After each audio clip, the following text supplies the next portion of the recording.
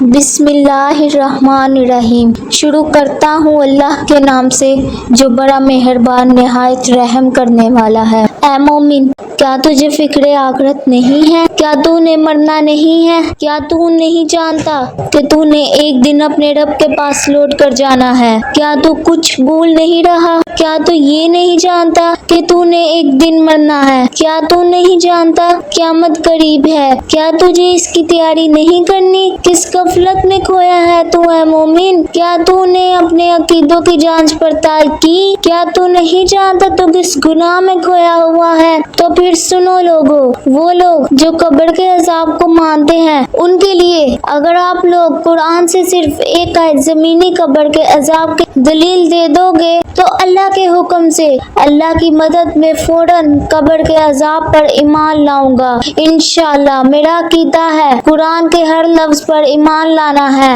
میں ان لوگوں جیسا نہیں ہوں کہ قرآن کی واضح آیات کو سن کے سمجھ کے انکار کر دوں۔ اللہ کا کرم ہے، مجھ پر اللہ کا شکر ہے۔ میں اسی فرقہ سے تعلق نہیں رکھتا، میں صرف مومن ہوں اور مجھے میرے ایمان میرے دین پر فخر ہے کہ میں مومن ہوں۔ میں کوئی فرقہ میں بٹا ہوا نہیں ہوں۔ اللہ تعالیٰ نے فرقہ بندی کو پسند نہیں فرمایا۔ گواہ ہے، قرآن گواہ ہے، اور ہمارے مسلمان فرقہ میں رہنے کو پسند نہیں کرتے ہیں اور ہر فرقہ میں کہیں نہ کہیں قرآن کی مخالفت ہے۔ اگر قرآن کی مخالفت نہ ہو تو اللہ کے حکم سے کوئی فرقہ نہ ہوگا، صرف مومن ہوگا۔ تو بھائی لوگوں، سب قرآن پر خالص ایمان لے آؤ، پھر دیکھنا کون سا فرقہ بنا ہے۔ دنیا میں جتنے بھی فرقے ہیں سب میں قرآن کی مخالفت پائی جاتی ہے، لیکن صرف مومن جو پہلے قرآن پر عمل کرتا ہو پھر ان حدیث پر عمل کرے جو قرآن کے مطابق ہو، یعنی جو قرآن کہتا ہے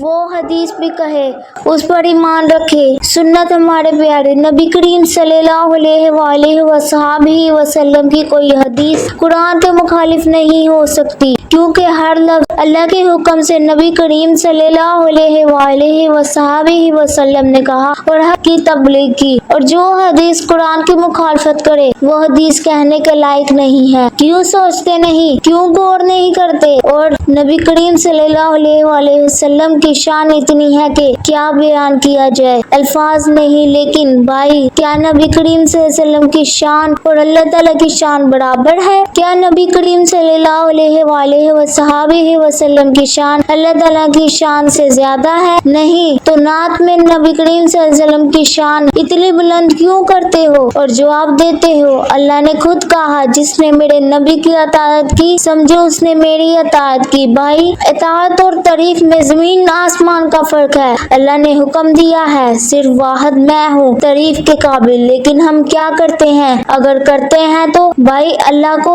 کیوں بھول جاتے ہیں جس نے سب کچھ دیا؟ کسی اور نے نہیں دیا، صرف اللہ تعالیٰ کی ذات نے دیا۔ اللہ کے فرمان کو ماننے کو اطاعت کہتے ہیں۔ جو کہتے ہیں کہ نبی کے ذریعے ملا سب کچھ، کوئی شک نہیں ہے اس میں، یہ اللہ کا قانون ہے۔ قانون کے مطابق اللہ نے سب دیا ہے۔ اللہ خود نہیں فرماتا کہ یہ اسلام ہے قبول کر لو، پیغمبر بھیجنے کا قانون بنایا، لیکن اس کا مطلب یہ نہیں ہے کہ ہم اللہ کی شان کو کم کر کے نبی کریم صلی اللہ علیہ وآلہ وصحبہ وسلم کی شان کو اللہ کی شان کے ساتھ، اللہ کی شان کے ساتھ یا اللہ کی شان سے زیادہ بلند کر دیں اور کہیں جو کچھ مانگنا ہے در مصطفیٰ سے مانگو۔ واہ مسلمان، واہ تو ہے مسلمان۔ کون سا مسلمان ہے؟ کیا یہ تبلیغ نبی کریم صلی اللہ علیہ وسلم کی تھی؟ کیا یہ حق ادا کر رہے ہو؟ سب اللہ کی قدر کرو اور اس سے پہلے کہ تمہیں موت آ جائے۔ شکریہ۔